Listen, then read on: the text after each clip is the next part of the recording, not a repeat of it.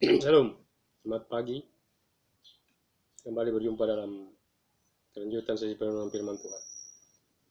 Sebelumnya mari kita berdoa. Bapa, terima kasih buat waktu yang indah yang Kau berikan bagi kami untuk melanjutkan sesi perenungan firman-Mu. Tolong kami Roh Kudus, kuasai kami dengan kedaulatan-Mu, agar kami dapat mengerti kehendak-Mu dari firman-Mu yang akan kami baca dan renungkan. Dalam nama Tuhan Yesus Kristus, firman yang hidup, kami sambut firman. Haleluya, amin. Kali ini kita masih ada di kitab Filipi. Kitab Filipi pasal 2 dengan judul perikop Timotius dan Epaphroditus. Dua orang ini adalah murid Paulus. Haleluya. Demikian firman Tuhan dalam ayat 19.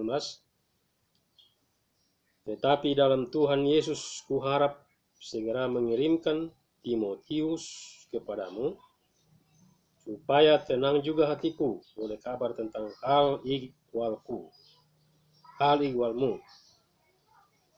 Jadi Timotius ini mau dikirim dari jemaat di Filipi untuk membawa surat Paulus. Haleluya. Dikatakan supaya tenang juga hatiku oleh kabar tentang hal ihwalmu. Karena tak ada seorang pun padaku yang sehati dan sepikir dengan aku, dan yang begitu bersungguh-sungguh memperhatikan kepentinganmu. Jadi Timotius ini adalah salah satu murid yang sehati sepikir dengan Paulus, yang bersungguh-sungguh memperhatikan kepentingan jemaat. 21. Sebab semuanya mencari kepentingannya sendiri, bukan kepentingan Kristus. Haleluya. Kamu tahu bahwa kesetiaannya telah teruji, namanya Timotius dan Epaphroditus ini, dan bahwa ia telah menolong aku dalam pelayanan Injil sama seperti seorang anak menolong bapaknya.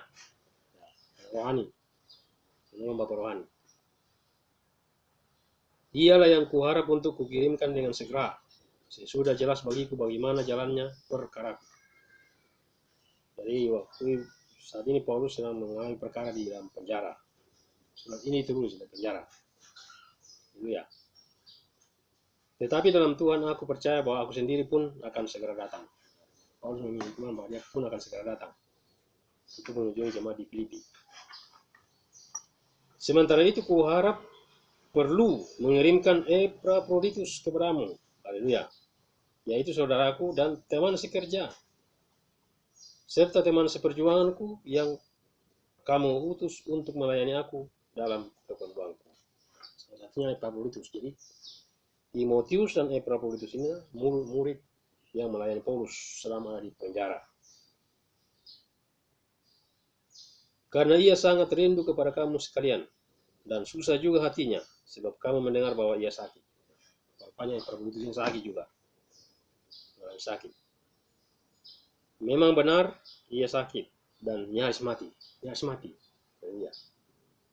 Tidak diceritakan penyakit apa yang dia derita. Tetapi Allah mengasihani dia, dan bukan hanya saja seorang, tetapi Allah mengasihani dia dan bukan hanya dia saja, melainkan aku juga, supaya duka citaku jangan bertambah-tambah. Ya. Dalam penjara ini itu. 8. Itulah sebabnya aku lebih cepat mengirimkan dia, supaya bila kamu melihat dia, kamu juga dapat.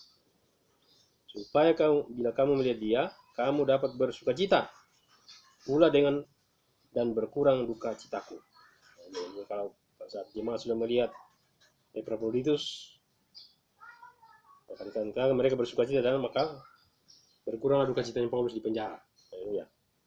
Jadi sambutlah dia dalam Tuhan dan dengan segala sukacita, dan hormatilah orang-orang seperti dia, orang-orang yang sudah berjuang untuk berita Injil, harus dihormati.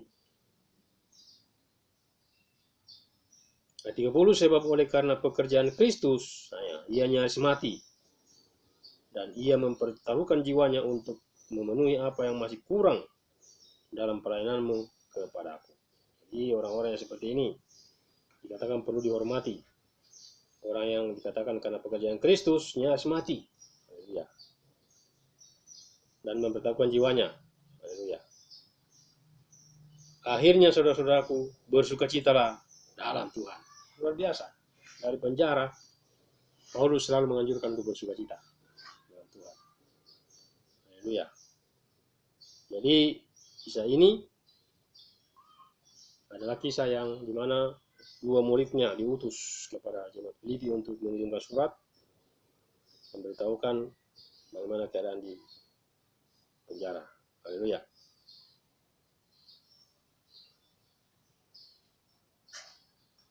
Ada hal yang dapat kita ambil dari tulisan ini. Yang pertama dikatakan sehati dan sepikir. Jadi dalam pelayanan itu perlu sehati dan sepikir. Dan pengutusan-pengutusan. Nah, ini anak-anak rohani Paulus, mereka sehati dan sepikir. Dikatakan tidak ada orang lain yang sehati dan sepikir, karena tak ada seorang pun padaku yang sehati dan sepikir dengan aku dan yang begitu bersungguh-sungguh memperhatikan kepentinganmu, kepentingan jemaat yang ada di Galatia. Orang-orang itu yang seperti itu yang Paulus cari. Sebab dikatakan semuanya mencari kepentingannya sendiri, bukan kepentingan Kristus. Haleluya. Banyak pelayan, tapi dikatakan semuanya mementingkan diri sendiri, bukan kepentingan Kristus.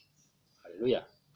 Kamu tahu bahwa kesetiaannya telah teruji dan bahwa ia telah menolong aku dalam pelayanan Injil sama seperti seorang anak menolong bapaknya. Luar biasa. Kesetiaannya sudah teruji dalam pekerjaan Tuhan. Bahkan dia katakan dia menolong bapak rohani, Paulus sebagai bapak rohaninya. Jadi bahkan mungkin melebihi bapak jasmani. Nah, haleluya. Katakan seperti seorang anak menolong bapaknya. Dialah yang kuharap untuk kukirimkan dengan segera. Sudah jelas bagiku bagaimana jalannya perkara.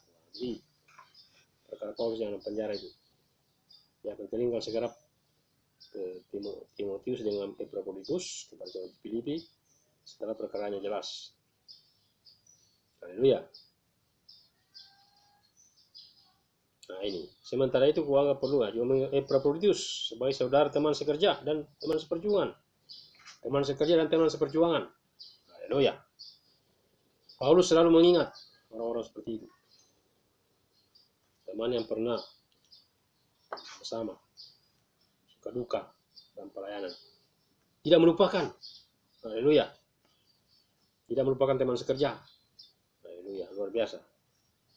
Bahkan dikatakan ia sangat rindu kepada kamu sekalian dan susah juga hatinya sebab kamu mendengar bahwa ia sakit. Jadi rupanya Epaphroditus ini sakit dia di dalam melayani Paulus di penjara. Bahkan dikatakan hampir mati, nyaris mati. Tapi syukur Tuhan menolong dia, mengasihi dia. Haleluya. Sehingga dia baik-baik saja. Nah, itulah sebabnya aku lebih cepat mengirimkan dia supaya bila kamu melihat dia, kamu dapat bersukacita pula dan berkurang duka citaku. Jadi cepat-cepat dia kirim supaya ketika jemaat di Filipi melihat Epaphroditus bersama Timotius, maka sukacita mereka, haleluya. Maka mereka akan bersukacita dan itu akan mengurangi duka cita Paulus dalam penjara. Katakan itu.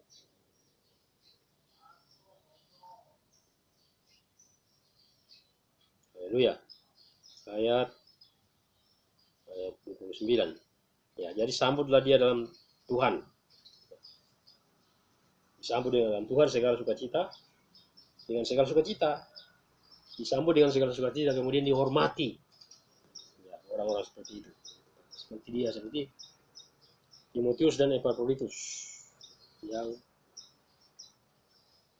sama dengan Paulus juga memiliki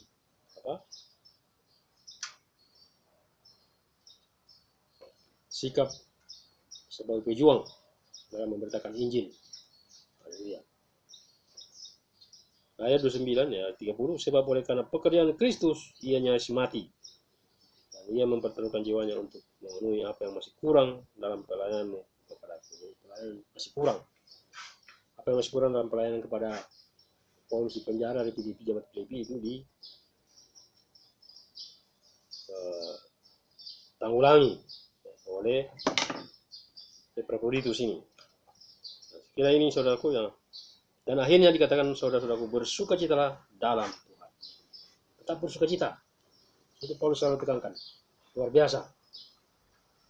Teladan yang kita bisa ambil dari Paulus. Dalam keadaan apapun dia tetap bersukacita, bahkan di penjara sekalipun. Tulisan ini ditulis dari dalam penjara, kemudian dikirim kepada jemaat di Filipi. Nah, bagaimana dengan kita hari-hari ini? Ya, saya sudah pernah katakan bahwa tidak ada alasan untuk tidak bersukacita. Karena pertolongan Tuhan, penyertaan Tuhan tetap ada, sempurna memenuhi kehidupan kita. Meskipun lika-liku perjalanan hidup itu sering kita alami. Onak dan duri itu kita sering alami. Konsekuensinya sebagai anak-anak Tuhan. Karena Firman sudah katakan, bahwa siapa yang mengikut aku harus menyangkal diri, memikul salibnya.